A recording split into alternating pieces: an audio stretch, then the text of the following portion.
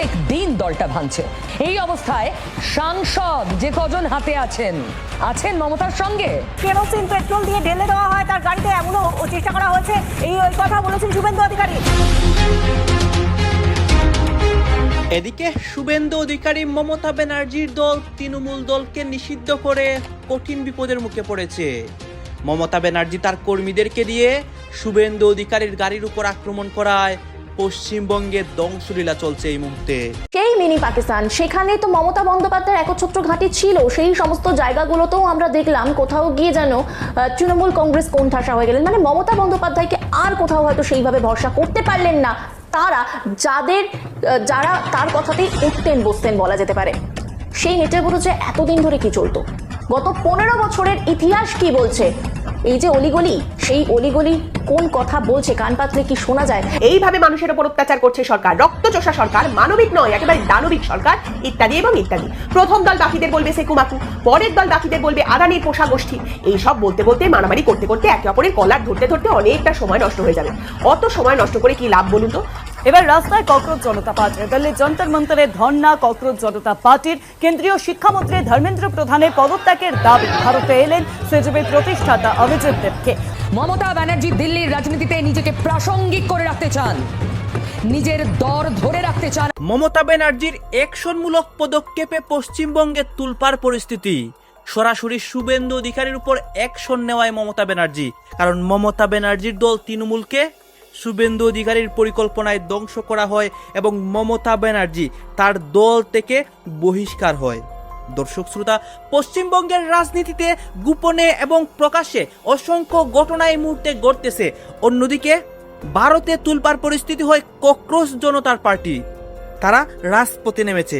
আপনারা দেখতে পারবেন এই মুহূর্তে শুভেন্দু অধিকারীর অবস্থা এবং নরেন্দ্র মোদীও যে বিপদে পড়ে পশ্চিমবঙ্গ সহ সম্পূর্ণ ভারতের অবস্থা নিয়ে। সবকিছুই দেখানোর চেষ্টা করব আমাদের এই একটি নিউজ প্রতিবেদনের মাধ্যমে। সেই মিনি পাকিস্তান, সেখানে তো মমতা বন্দ্যোপাধ্যায়ের একচ্ছত্র ঘাঁটি ছিল। সেই সমস্ত জায়গাগুলোতেও আমরা দেখলাম কোথাও গিয়ে যেন তৃণমূল কংগ্রেস কোণঠাসা হয়ে গেলেন। মানে মমতা বন্দ্যোপাধ্যায়কে আর কোথাও হয়তো সেইভাবে ভরসা করতে পারলেন না তারা, যারা তার কথাতেই উঠতেন বসতেন বলা যেতে পারে। সেই নেট্যাবুরুজে এতদিন ধরে কি চলতো, গত 15 বছরের ইতিহাস কি বলছে, এই যে অলিগলি, সেই অলিগলি কোন কথা বলছে, কান পাতলে কি শোনা যায়, সেই বিষয়টা নিয়ে এবার একটু কথা বলি। কারণ কাজী মাসুম আক্তার আমার সঙ্গে রয়েছেন, তিনি বারবার বলেছেন যে বিভিন্ন সময় তাকে রক্তাক্ত হতে হয়েছে, সেই কথা তিনি বলছেন। নেট্যাবুরুজটাকে তিনি ভীষণ ভালোভাবে চেনেন, বিভিন্ন সময় তার কথা আমরা শুনেছি। আজকে শুধুমাত্র সেই পার্টটাকে একটু শুনি, কারণ উনি অনেকবার বলার চেষ্টা করেছেন, আমরা অন্য সময় অন্য যে টপিকগুলো থাকে বলে সেই বিষয়টা হারিয়ে গেছে। স্যার, আপনার কাছে এই বিষয়টা জানতে চাইবো, আপনি অনেকবার এই নেট্যাবুরুজের কথা বলেছেন। নেট্যাবুরুজের অলিতে গলিতে এমন কি ঘটতো 15 বছর ধরে, যেখানে দাঁড়িয়ে মিনি পাকিস্তান বলা হতো, পাশাপাশি এটা বলা হতো যে ওখানটা তো হচ্ছে একেবারে মমতা বন্দ্যোপাধ্যায়ের নিজস্ব ঘাঁটি, কিন্তু সেই নিজস্ব ঘাঁটি আমরা 2026-এ দেখলাম নড়ে গেছে। দেখুন, আমি নিজে মেটিয়াবুরুজের প্রধান শিক্ষকই গিয়েছিলাম নিজের খরচে, মানে সমাজের জন্য। সরকার আমাকে পাঠায়নি, আমি সরকারকে আবেদন করেছিলাম যে আমাকে মেটিয়াবুরুজে পোস্টিং করা হোক।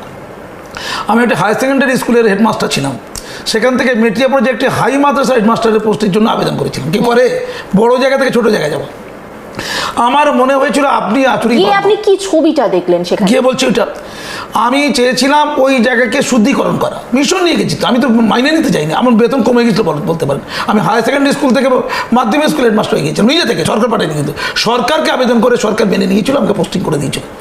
গিয়ে অবাক হয়ে গেলাম, আমি একটা হাই মাদ্রাসায় গিয়েছিলাম, ওখান থেকে মুসলিম সমাজে কিছু জাগরণ আনবে বলে তাদেরকে শিক্ষিত করা, মূর্ছতে আনা, তাদের ভ্রান্তিকরণ থেকে দূর করা, মোল্লাতন্ত্র থেকে তাদেরকে বাঁচানো। ওটা একটা অন্ধকার। তুমি বলছো আমাকে যে ওটা মিনি পাকিস্তান, মিনি পাকিস্তান তো খারাপ নয়, পাকিস্তানের চেয়ে উন্নত, এর চেয়ে প্রগতিশীল। অনেক বলছি তো, আমি বলছি মাদ্রাসাতে গিয়ে দেখলাম কি, মাদ্রাসাতে কি গিয়ে দেখলাম, আমি তো মাদ্রাসার মাস্টার ছিলাম, সরকারি মাদ্রাসা, গিয়ে দেখলাম প্রত্যেকটা ছাত্রছাত্রী হাতে মোবাইল। কেন্দ্রের বিজেপি সরকারের সমস্ত তদন্তকারী সংস্থার ভয় আর দিল্লির নোংরা চক্রান্তের মুখে দাঁড়িয়ে ওপার বাংলায় আজ যদি কোনো একমাত্র শির দ্বারা সোজা রাখা নেত্রী থাকেন, তিনি মমতা বন্দ্যোপাধ্যায়। ইডি আর সিবিআই এর ভয়ে যখন বড় বড় নেতারা কাঁপছেন, ঠিক তখন কলকাতার প্রকাশ্য মঞ্চে দাঁড়িয়ে বুক ফুলিয়ে মমতা চ্যালেঞ্জ ছুড়ে দিয়েছেন দিল্লির ক্ষমতাশালীদের।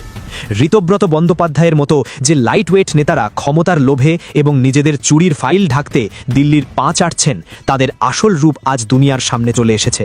যারা ভাবছেন তৃণমূলকে এভাবে ভেঙে শেষ করে দেওয়া যাবে, তারা মমতার আসল রূপ চেনেন না। আজ আপনাদের দেখাবো কিভাবে দিল্লির পাতা এক ভয়ঙ্কর ফাঁদকে একাই পায়ে মারিয়ে চুরমার করে দিলেন মমতা বন্দ্যোপাধ্যায়। শেষ সেকেন্ড পর্যন্ত দেখুন, কারণ আজ ইডি, সিবিআই আর দলবদলু বেঈমানদের আসল মুখোশ খুলে যাবে। আচ্ছা, যে ঋতব্রত বন্দ্যোপাধ্যায়কে সিপিআইএম থেকে গলা ধাক্কা দেওয়া হয়েছিল, যাকে তৃণমূলও আর পাত্তা দিচ্ছিল না, হঠাৎ করে তিনি রাতারাতি 7 জন বিধায়ককে নিয়ে আলাদা দল করার মতো নাটক করার সাহস পেলেন কোথা থেকে? এর পেছনে কি আদর্শ আছে, নাকি আছে দিল্লির এজেন্সির ভয় আর ব্ল্যাকমেলিংয়ের নোংরা খেলা?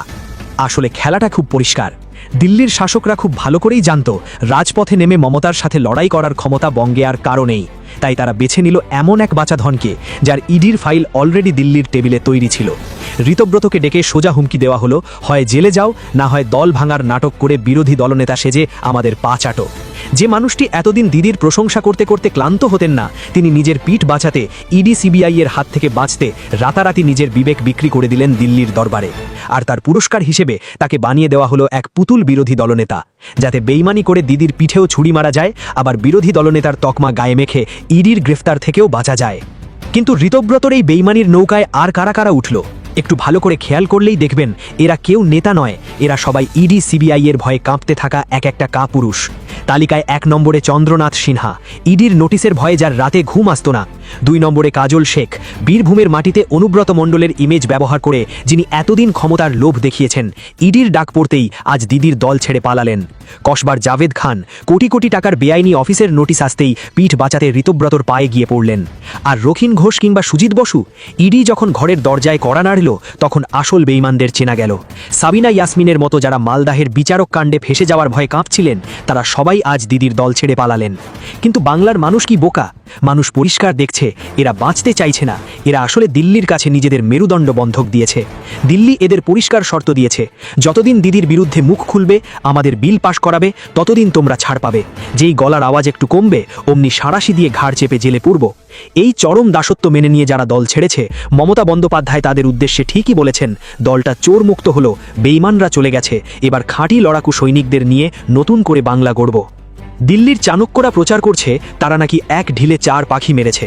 তারা ভাবছে 2029 সালের লোকসভা ভোটের 3 বছর আগেই বাংলার 42টি আসন তারা পকেটে পুরে নিয়েছে। তারা ভাবছে তৃণমূল ভেঙে বিধানসভায় চোরদের আলাদা দল হিসেবে বসিয়ে তারা খুব বড় মহান গণতন্ত্রের পরিচয় দিচ্ছে। শুভেন্দু অধিকারীরা বুক ফুলাচ্ছেন এই ভেবে যে তারা নাকি তৃণমূলের চোরদের ডিরেক্ট বিজেপিতে নেননি। কিন্তু আসল সত্যটা কি জানেন? এটা বিজেপির কোনো বীরত্ব নয়, এটা হলো বিজেপির রাজনৈতিক দেউলিয়াপনা। যে দল নিজেদের ক্ষমতায়, নিজেদের আদর্শে বাংলায় একটা ভোট পাওয়ার যোগ্যতা রাখে না, তাদের আজ তৃণমূলের বেঈমানদের ওপর ভরসা করে দল ভাঙাতে হচ্ছে। সাপের মাথায় লাঠি না মেরে সাপ মারার যে নোংরা খেলা দিল্লি খেলছে, বাংলার সচেতন মানুষ তা ধরে ফেলেছে। মমতা বন্দ্যোপাধ্যায়কে ভয় পায় বলেই আজ কেন্দ্রীয় স্বরাষ্ট্রমন্ত্রী থেকে শুরু করে পুরো বিজেপিকে এই নোংরা ইডি সিবিআইয়ের খেলা খেলতে হচ্ছে। কিন্তু ইতিহাস সাক্ষী আছে, মমতা বন্দ্যোপাধ্যায়কে যতবার ভাঙার চেষ্টা করা হয়েছে, তিনি ততবার আরও দ্বিগুণ শক্তিশালী হয়ে ফিনিক্স পাখির মতো গর্জে উঠেছেন। মমতা বন্দ্যোপাধ্যায়কে দমাতে না পেরে এখন বিজেপি শোরগোল তুলছে যে তিনি নাকি প্রকাশ্য জনসভায় দেশের নিরাপত্তার গোপন তথ্য ফাঁস করে দিয়েছেন। কিন্তু আসল সত্যিটা কি জানেন? মমতা বন্দ্যোপাধ্যায় প্রকাশ্য মঞ্চে দাঁড়িয়ে দিল্লির সেই নোংরা দ্বিচারিতার মুখোশ টেনে খুলে দিয়েছেন। তিনি স্পষ্ট করে দিয়েছেন, দেশের নিরাপত্তার স্বার্থে পশ্চিমবঙ্গ পুলিশ যখনই কোনো বড় অপরাধী বা খুনিকে গ্রেপ্তার করেছে, খোদ দিল্লির স্বরাষ্ট্রমন্ত্রক তখন ফোন করে বলেছিল এই খবর যেন বাইরে না যায়, এটা চেপে দাও। কেন চেপে দেবে? দেশের স্বার্থে নাকি দিল্লির নিজস্ব কোনো গোপন রাজনৈতিক স্বার্থে? ভিন দেশের অপরাধীদের আড়াল করার চেষ্টা কারা করছিল, সেই সত্যটাই তো মমতা সাহসের সাথে জনসমক্ষে এনেছেন। রাজনৈতিকভাবে কোণঠাসা হয়ে দিদি আজগুবি কথা বলছেন না, বরং দিদি ক্ষমতার তোয়াক্কা না করে দিল্লির ডার্টি গেমটা দেশের মানুষের সামনে লাইভ এক্সপোজ করে দিয়েছেন। আর এই সত্যিটা হজম করতে পারছে না বলেই আজ দিল্লির স্বরাষ্ট্রমন্ত্রকের কপালে ঘাম জমছে। বিজেপি ভেবেছে বিধানসভার ভেতরে ঋতব্রতদের মতো পুতুলদের বসিয়ে তারা মমতার কণ্ঠস্বর স্তব্ধ করে দেবে। তারা ভেবেছিল বেঈমানদের দিয়ে সব সরকারি বিল পাশ করিয়ে নিয়ে বাংলাকে পুরোপুরি দিল্লির দাসে পরিণত করবে। কিন্তু তারা ভুলে গেছে বিধানসভার ভেতরে সিট দ্বারা সোজা রেখে একলা লড়াই করার জন্য মমতা বন্দ্যোপাধ্যায় একাই 100। বাংলার সাধারণ মানুষ কোনোদিন দিল্লির এই কেনাবেচার রাজনীতি, এই লাড্ডু খাওয়ানির ডাটি গেম মেনে নেয়নি আর নেবেও না। মানুষের হকের লড়াই, কর্মসংস্থান আর সোনার বাংলা গড়ার যে স্বপ্ন মমতা দেখিয়েছিলেন, সেই লড়াই রাজপথে আরও তীব্র হবে। গুটি কয়েক বিধায়ক বিক্রি হতে পারে, কিন্তু বাংলার কোটি কোটি মানুষের দিদির প্রতি যে আবেগ আর ভালোবাসা, তা কি দিল্লি কখনো কোটি টাকা দিয়ে কিনতে পারবে? ক্ষমতার লোভে যারা সাধারণ মানুষের ভবিষ্যৎ নিয়ে জুয়া খেলছে, বাংলার মানুষ ব্যালট বাক্সে তাদের পার্মানেন্টলি ফুল স্টপ দিয়ে দেবে। 2024-এর লোকসভা নির্বাচনে দেশের মানুষ বিজেপিকে একক সংখ্যাগরিষ্ঠতা না দিয়ে বুঝিয়ে দিয়েছিল যে অহংকার বেশি দিন টেকে না। আর আজ 2029 সালের ভোটের 3 বছর আগেই যারা ম্যাচের রেজাল্ট শিট তৈরি করে আনন্দে বগল বাজাচ্ছেন, তারা বড্ড তাড়াহুড়ো করে ফেলছেন। তৃণমূল দলটা কোনো পচা গলিত দল নয়, বরং দলের ভেতর যে সমস্ত আগাছা আর চোর দুর্নীতিবাদ ছিল। বেকার কলতলা ঝগড়া করে কোনো লাভ নেই। একদল বলবেন হকারদের উচ্ছেদ করবে না তো করবেটা কি, বেশ করেছে, ওদেরকে কোলের ওপরে বসিয়ে রাখবে নাকি। আরেক দল বলবে এইভাবে মানুষের ওপর অত্যাচার করছে সরকার, রক্তচোষা সরকার, মানবিক নয়, একেবারে দানবিক সরকার, ইত্যাদি এবং ইত্যাদি। প্রথম দল বাকিদের বলবে সেকুমাকু, পরের দল বাকিদের বলবে আদানির পোষা গোষ্ঠী। এই সব বলতে বলতে মারামারি করতে করতে একে অপরের কলার ধরতে ধরতে অনেকটা সময় নষ্ট হয়ে যাবে। অত সময় নষ্ট করে কি লাভ বলুন তো? মোটামুটি 7 থেকে 8 মিনিট সময় লাগবে। আমরা বরং ছোটতে সারি। এমনিতে আমার গলাটাও আজ একটু মচকে আছে, তাই বেশি সময় নেব না। নমস্কার, আমি পৌলমী। আর হ্যাঁ, আগের দিন দেখলাম কমেন্টে একজন প্রশ্ন করছেন, আপনি আপনার প্রত্যেকটা পর্বের নামটা কেন বলছেন বলুন তো এখন? আসলে কি বলুন তো, 5-6 বছর হয়ে গেছে তো, তারপরেও দেখছি যে কমেন্টে অনেকেই আমাকে পৌলমী, পল্লবী, পালামৌ এরকম অনেক কিছু বলেই ডাকছেন। তো তাই ভাবলাম তাদের জন্য নামটা একটু বলে দিই, যাতে এবার থেকে তারা পৌলমীকে পৌলমী বলেই ডাকেন। যাকগে, তো কোথায় আমরা ছিলাম? মূল কথা কি? হকার উচ্ছেদ। এই হকার উচ্ছেদ অত্যন্ত ইন্টারেস্টিং একটি জিনিস, জানেন তো। সবাই চায় উচ্ছেদ করতে, আবার সবারই প্রাণ কাঁদে গরিব হকারদের জন্য। আসলে এটা খুব প্রাঞ্জল একটা ভোটের খেলা।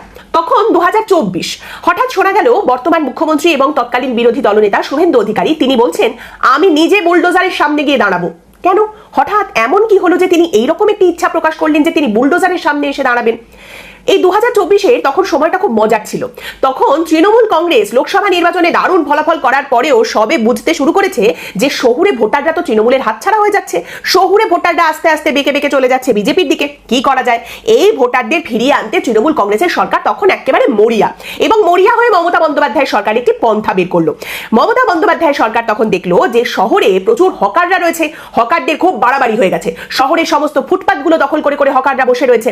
তো এই হকারদের যদি ফুটপাথ থেকে তুলে দেওয়া যায়, তাহলে শহরের মানুষজন খুশি হবেন, তারা ফুটপাথের উপর দিয়ে সুন্দর চলাচল করতে পারবেন, প্ল্যাটফর্মে যাতায়াত করতে পারবেন, খোলা হাওয়ায় নিঃশ্বাস নিতে পারবেন, তারা খুব খুশি হবেন, ভোটাররা আবার ফিরে আসবেন। তো সেই শহুরে ভোটারদের নিজের দিকে আনার জন্য, ভোটারদের এই অঙ্কটা বসাতে, ভোটারদের খুশি করতে মমতা বন্দ্যোপাধ্যায় সরকার এক ঘুষি বসিয়ে দিলেন গরিব হকারদের মাথার উপর। হকার উচ্ছেদ শুরু হয়ে গেল। আর তখন সেই হকারদের সামনে ঢাল হয়ে এসে দাঁড়ালেন একজন ব্যক্তি। কে তিনি? কে আবার? জননেতা শুভেন্দু অধিকারী। এবং তিনি এসে বললেন যে এটা একেবারে ঠিক হচ্ছে না, এটা তো সরকারের ঔদ্ধত্য, এরকম চলতে পারে না, এই গরিব মানুষগুলোর উপর এইভাবে অত্যাচার চলতে পারে না। আর এটাকে আটকানোর জন্য যদি প্রয়োজন হয় আমি একা লড়াই করব, আমি নিজে গিয়ে বুলডোজারের সামনে দাঁড়াবো।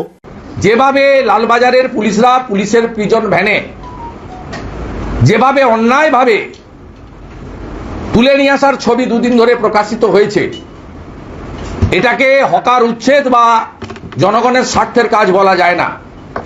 এটাকে মানবতা বিরোধী লোকসভা নির্বাচনে পশ্চিমবঙ্গে 29টা আসন পাওয়ার দম্ভের বহিঃপ্রকাশ এবং পুরসভা কর্পোরেশন এলাকায় হারের যে তীব্র জ্বালা যন্ত্রণা, যে জ্বালা যন্ত্রণা 2021 সাল থেকে নন্দীগ্রাম থেকে উনি বয়ে নিয়ে যাচ্ছেন, সেই জ্বালা যন্ত্রণার বহিঃপ্রকাশ বলে আমি মনে করি।